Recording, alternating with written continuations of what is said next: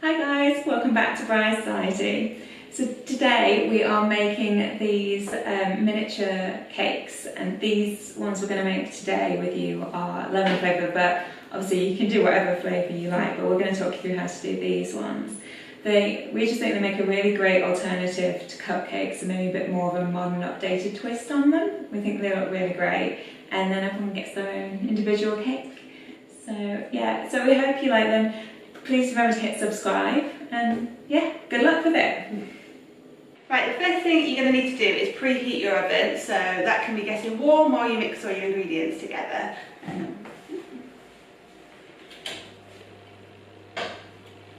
So what temperature have you? So for these, I put it on 160 degrees Celsius, and that should hopefully take about 20 minutes to cook once they're in the tin that we're using. Is that a fan assisted? Yes, so I've got a fan assisted oven. Fancy. Okay, so we've got our ingredients weighed out in front of us. So you need, it's quite a simple recipe, you need 200 grams of butter, caster sugar and self-raising flour, 3 eggs and 2 lemons, because we're making mini lemon cakes today. If it had been my vote, it would have been chocolate. But I like lemon, so pop in to your mixer, or if you've got a bowl and a hand whisk, 200 grams of your butter with the caster sugar. And then we're just going to cream those together, so just mix those together for a couple of minutes. Yeah. You can obviously do it by hand if you haven't got a mixer. Yeah, it'll just take a little bit longer and it's more tiring. So.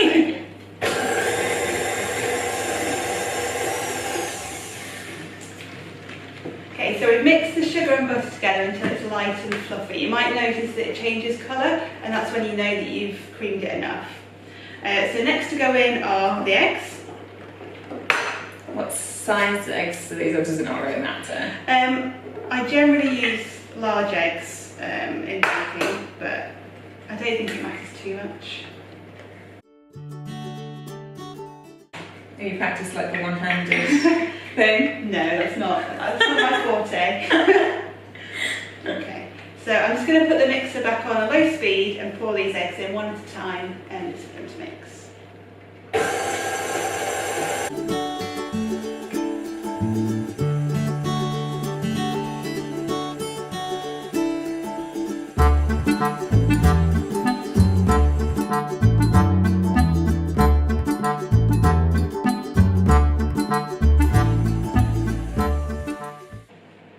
Okay, so now to get lemony, we're going to zest our lemons and pop that in.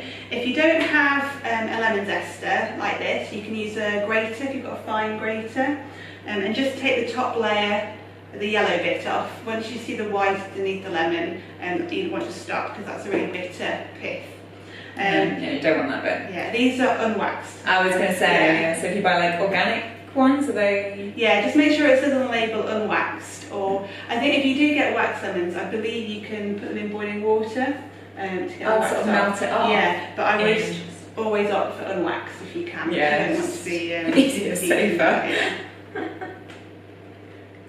Do you know what it does to you if you eat, like if you had consumed one like with wax in? I don't think it would do you too much harm, but it's still not something you'd want to be doing. No, I'm just curious. It's just, yeah. Because my husband once, who was Canadian, once said to me like with cucumbers, he was like, and he was like peeling the cucumbers. I was like, why are you peeling the cucumber? And he was like, well, because that's what you do. Really don't, but apparently in Canada these tend to come like wax. Oh, okay. And I guess it must be to do with preserving it, because we're seeing like produce has to travel and therefore last so much longer in Canada because of the distance. Like from sort of farm to yeah, shop. I guess so, I haven't heard that. But I assume that's the point of waxing, is it? I would guess so. I don't know. Don't take us a fact for that. Just, So because my zester kind of creates quite long strands of zest, I'm just going to cut it up with a knife just to make it smaller bits. So because they're mini cakes, you don't want huge strands of lemon zest in each cake. I'm getting the aroma of lemon now, it's just hit me, all the zest.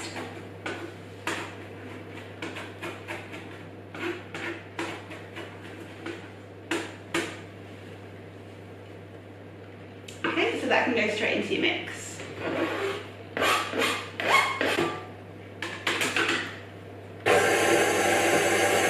We're going to take the bowl off the stand mixer and fold in the flour. So if you are using a mixer at this point, just make sure you get all the bits of whatever.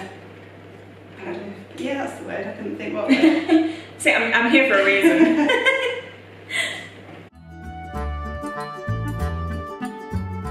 Now you might find that it's looking a bit like scrambled eggs at the moment. I don't know if you can see in there. Don't panic, because once we add the flour in, that can solve all the problems.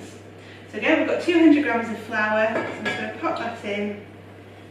And when you say like fold in the flour, is there then a particular technique that you use with the spatula, or you just kind of stir it? Yeah, so rather than just beating it as hard as you can to mix all the flour in, you want to try and keep some of the air in the cakes. So you kind of bring it from the outside and cut through the middle of your batter until all the flour's, like you can't see it anymore, it's all mixed into the mixture.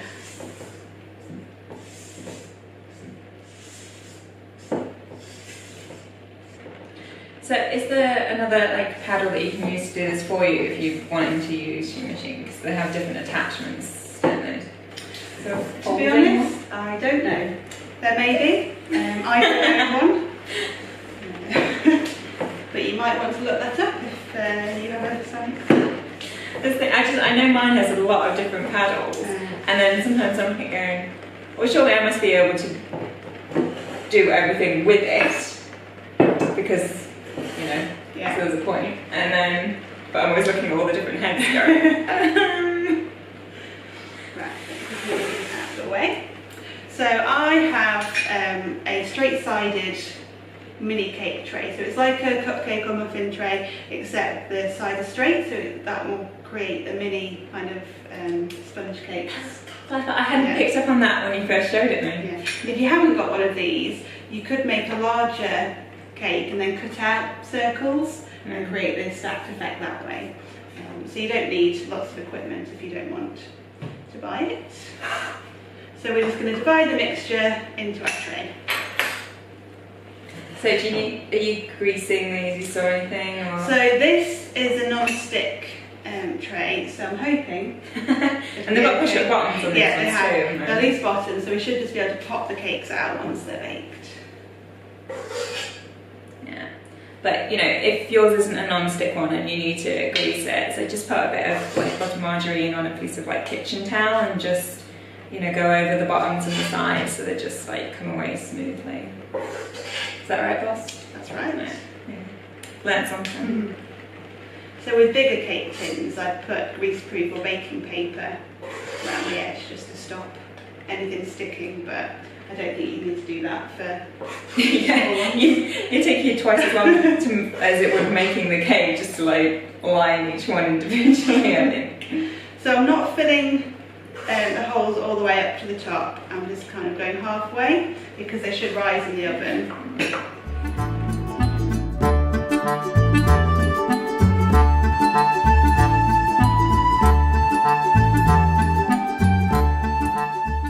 I'm just going to get some kitchen paper and just wipe off any mix that didn't go in the right place. Right, and then we can pop these in the oven. Let's get the door. Yes, please.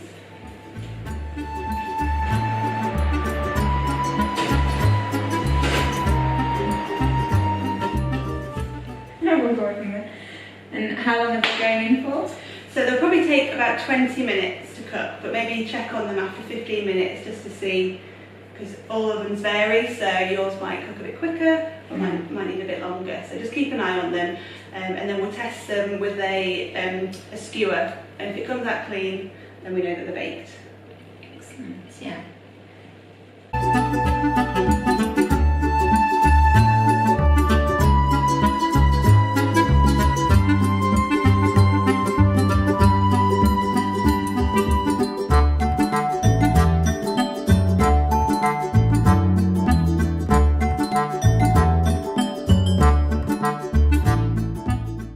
So it's now sometime later, all the cakes cupcakes are baked. It's actually the next day for us.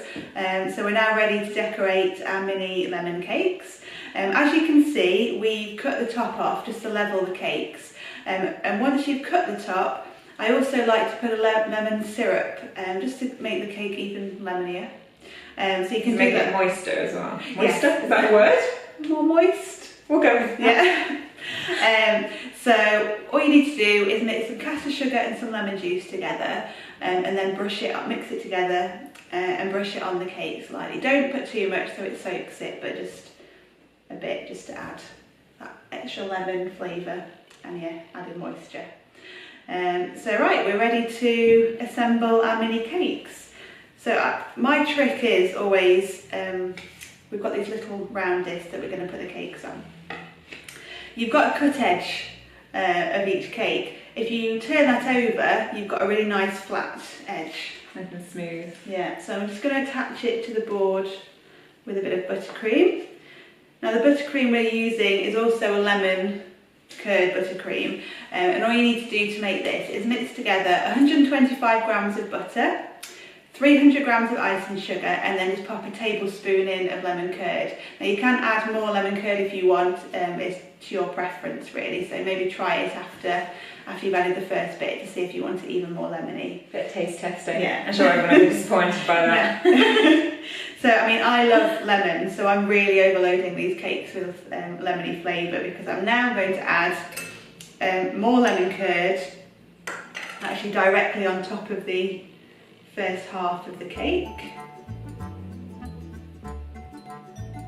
Then just get your buttercream, and you can either use a knife to put this on, to spread it on, or I'm just going to pipe it on, so it gets a nice deep layer of buttercream in between the two sponges. You want a good amount of filling between the cakes. And then you just want to take your other half, again turn it upside down so you've got a nice flat edge on the top. And there's a mini cake. So you could stop there, but I like to then get my piping bag again and just pipe a few stars of buttercream on the top, just to add a bit more interest. And then you can finish it off with a raspberry or any other fruit or decoration that you like. And so you just have to do that as many times for as many as you need, and enjoy.